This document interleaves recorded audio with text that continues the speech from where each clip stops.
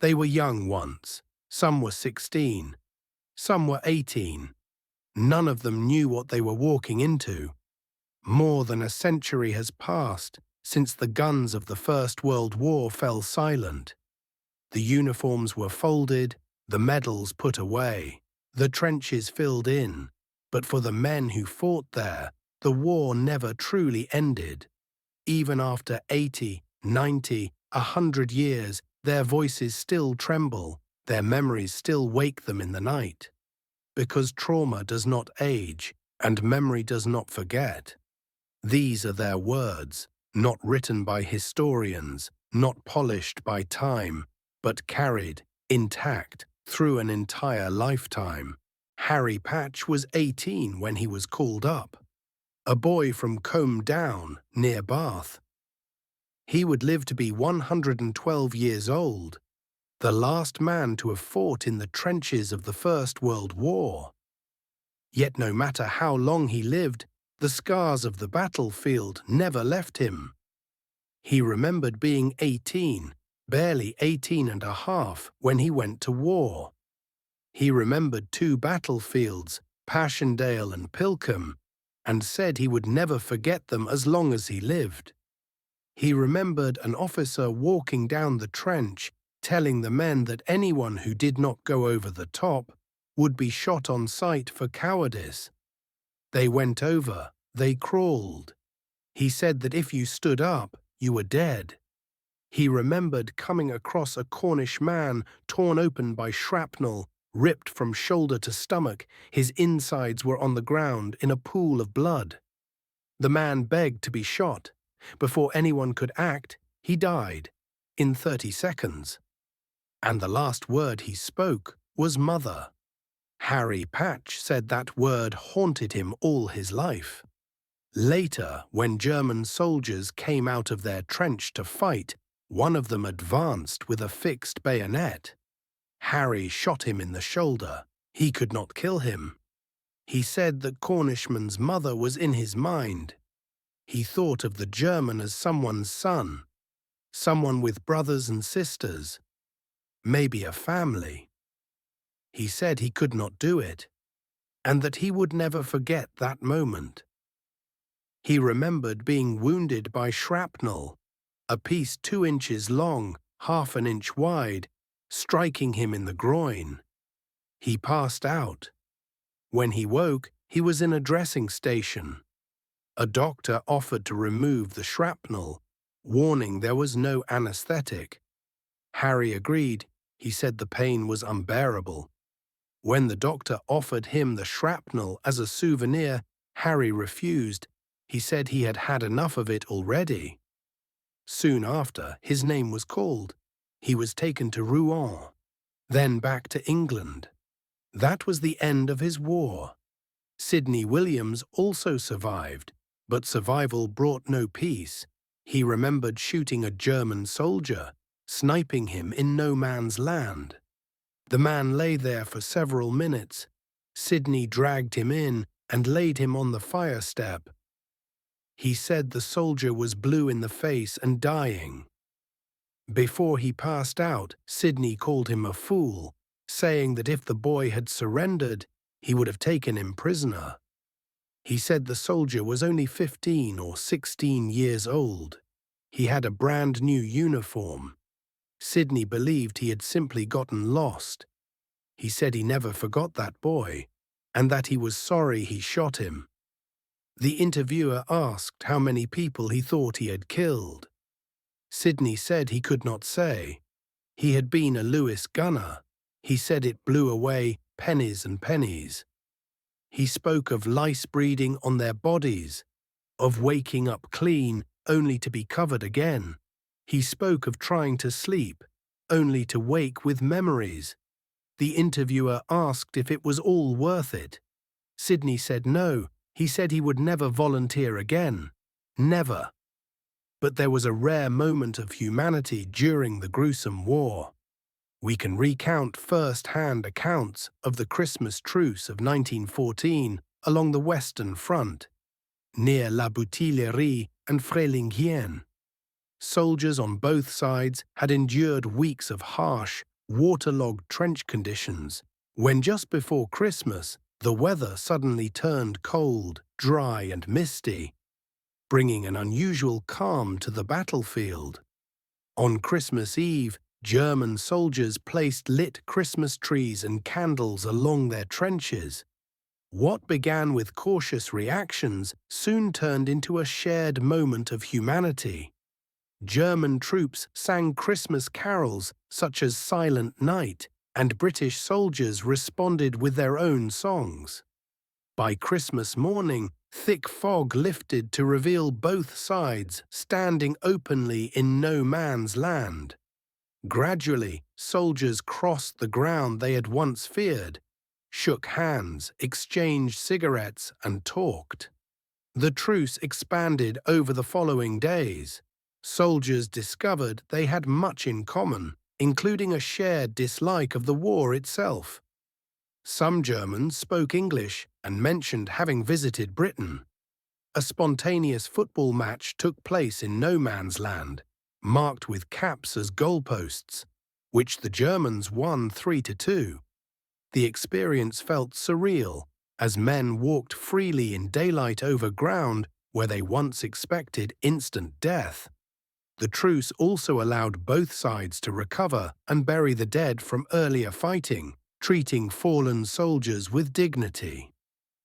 Despite the friendliness, boundaries were respected. Neither side entered the other's trenches.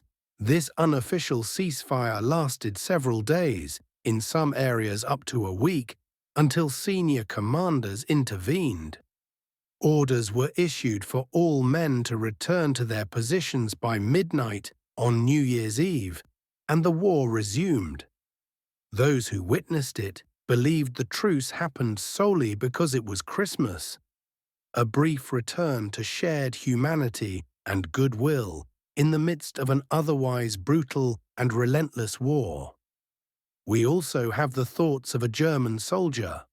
Rudolf Binding was his name. He said that when one looks deeply into it, the war appears as another world entirely, a world from which there is no return, not only for those whose bodies lie buried in the earth, but perhaps for anyone who has truly entered it.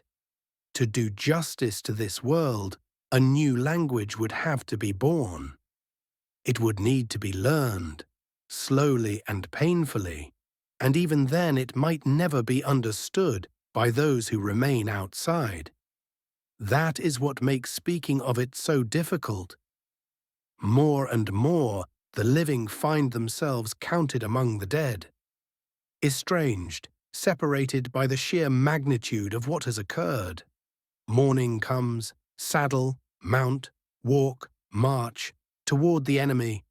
For 3 days, there was a baptism of fire in every form imaginable. English and French troops stood opposite. The fighting was hard, not because the army was smaller, but because it lacked planes. Enemy gun positions remained hidden, and their fire rained down unanswered. Ypres was the objective. Trained troops might have broken through, but these were young men, newly trained, helpless, once their officers fell.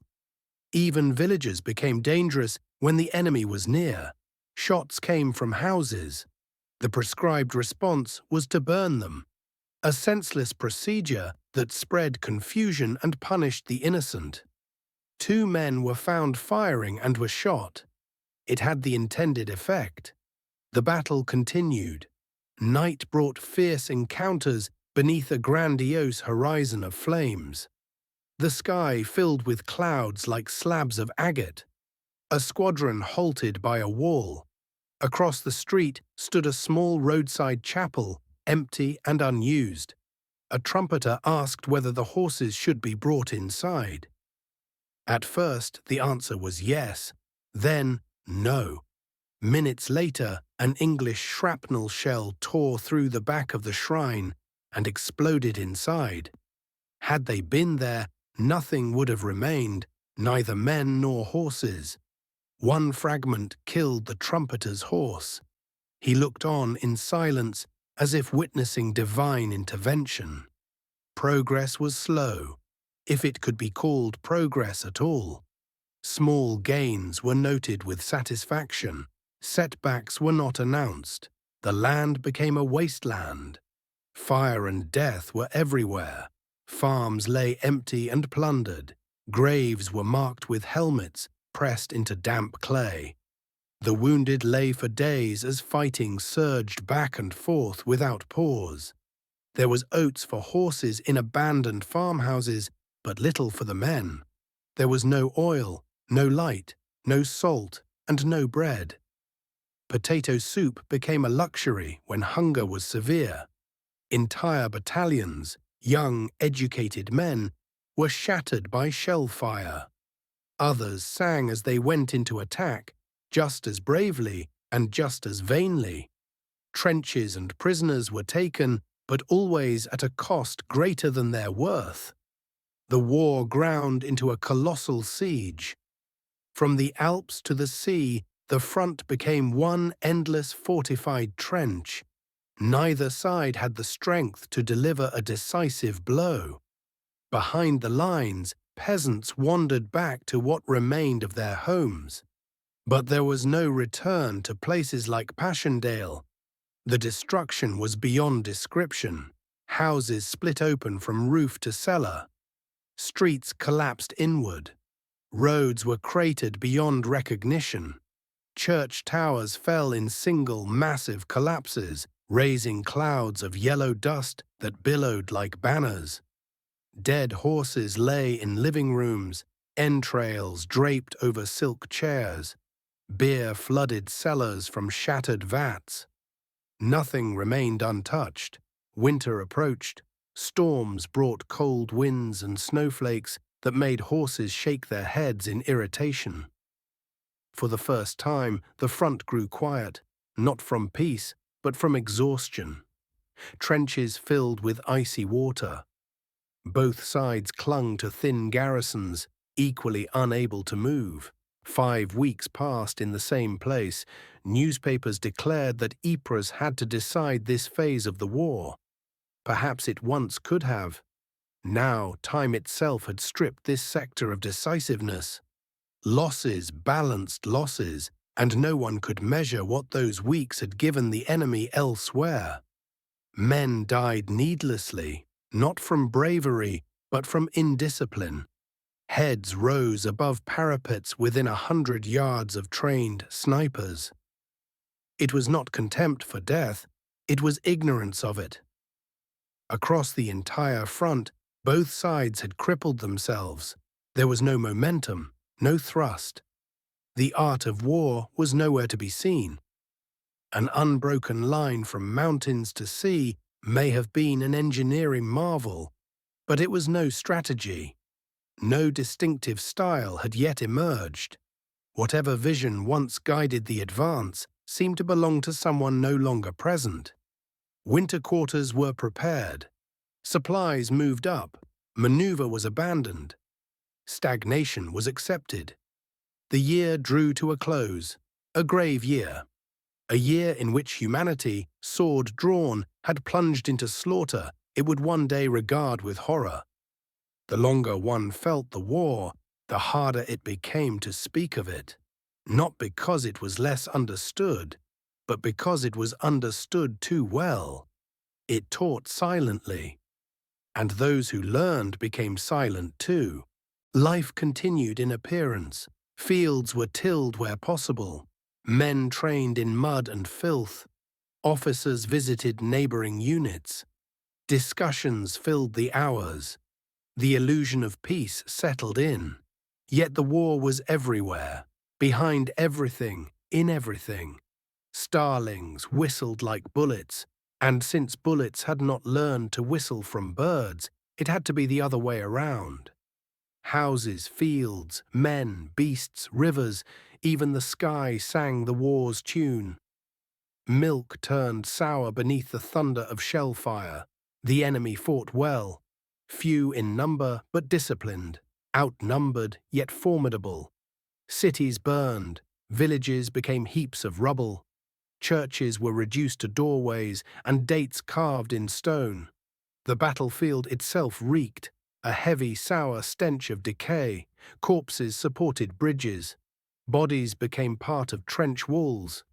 Water used for drinking flowed past rotting remains. Graves erupted when shells struck them, scattering the dead once more.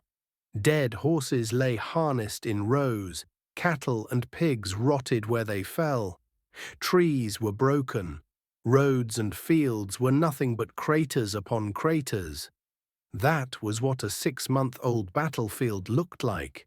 And that world, once entered, had no return. Jack Campbell lied about his age. He was 16. He said the only way to see the world his older brother spoke of, was to join the army. So he lied.